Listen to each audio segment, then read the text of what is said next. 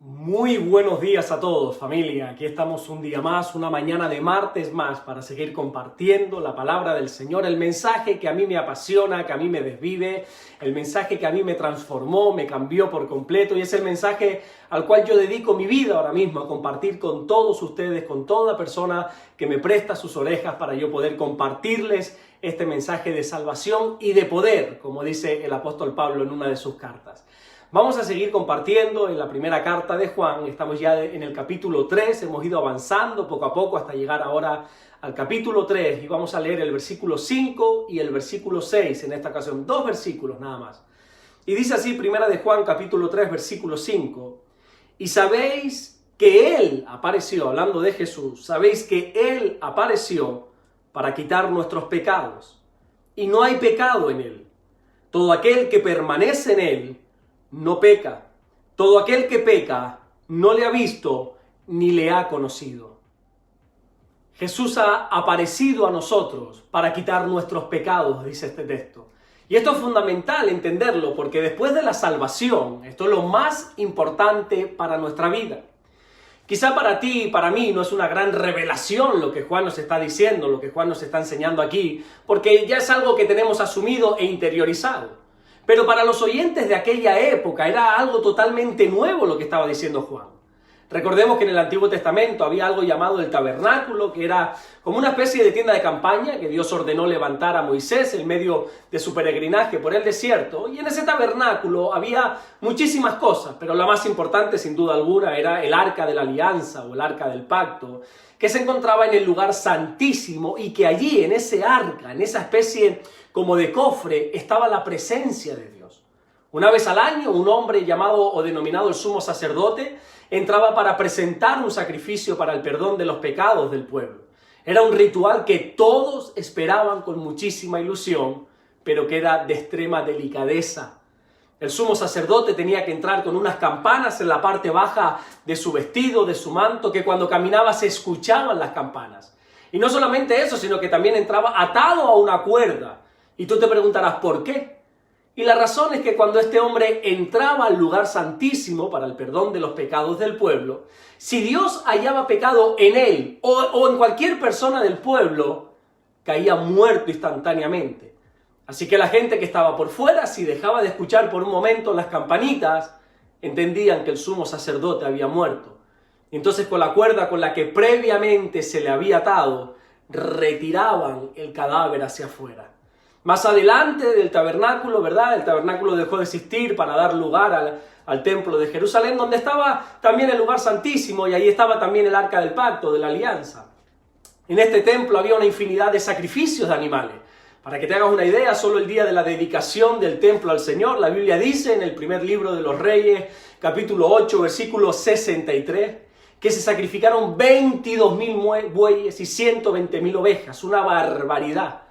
Y durante todos los días que estuvo el templo en pie, había sacrificios constantes y todo era con el fin de que los pecados de la gente fueran perdonados.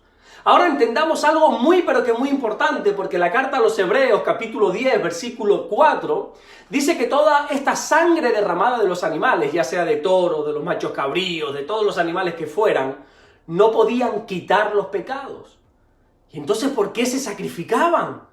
Bueno, lo que sí hacía esta sangre derramada era tapar los pecados.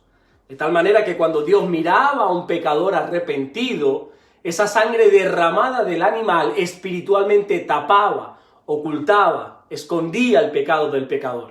Pero el pecado seguía ahí, estaba oculto, estaba escondido y tapado, pero estaba, porque la sangre de estos animales solo podían tapar.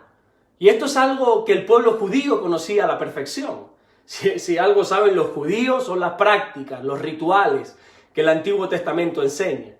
Y en medio de este tiempo aparece Juan y dice que Jesús ha venido para quitar nuestros pecados.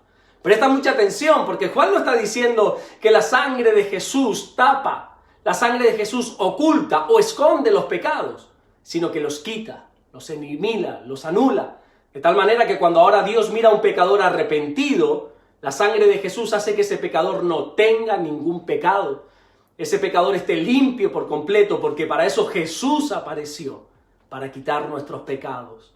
Y esto es lo que la Biblia llama la justificación. que es el acto de convertir a un pecador que merece que el juez le castigue, a convertirlo en una persona justa, en una persona como si nunca hubiese pecado. Qué bonito, ¿no? La sangre de Jesús, que Jesús derramó, no hace el trabajo a medias, a la mitad, como si lo hacía la sangre de los sacrificios de la antigüedad, sino que la sangre de Jesús es perfecta, es completa, es impecable. Tiene el poder de perdonar, de limpiar, de quitar nuestros pecados. Jesús es el gran sacrificio de Dios. Durante siglos la gente iba al tabernáculo y después al templo de Jerusalén a sacrificar animales para el perdón de sus pecados. Pero cuando Jesús llegó, cuando el mismo Dios se encarnó en la persona de Jesucristo y Juan el Bautista lo vio, dijo: «He aquí el Cordero de Dios, que quita el pecado del mundo». Dios mismo presentó su ofrenda para el perdón de los pecados, que fue su propio Hijo, denominado el Cordero de Dios. Y con este glorioso sacrificio se acabaron todos los sacrificios. Como Hebreos capítulo 9, versículo 26 dice, que el sacrificio de Jesús fue una vez y para siempre. Jesús vino no solamente para perdonarte, sino también para quitar todos tus pecados. No taparlos, no hacer un trabajo a medias. Jesús es perfecto. Jesús ha venido a eliminar, a quitar, a anular totalmente tus pecados y declararte justo delante del Padre. Es precioso esto. Esto es el Evangelio. Estas son las buenas noticias que hay que anunciar. Que Jesús murió por tu salvación. Que Jesús murió y derramó tu sangre para quitar, para perdonar y quitar, eliminar todos tus pecados y declararte justo delante del Padre. Vamos a orar y vamos a darle gracias al Señor en este día.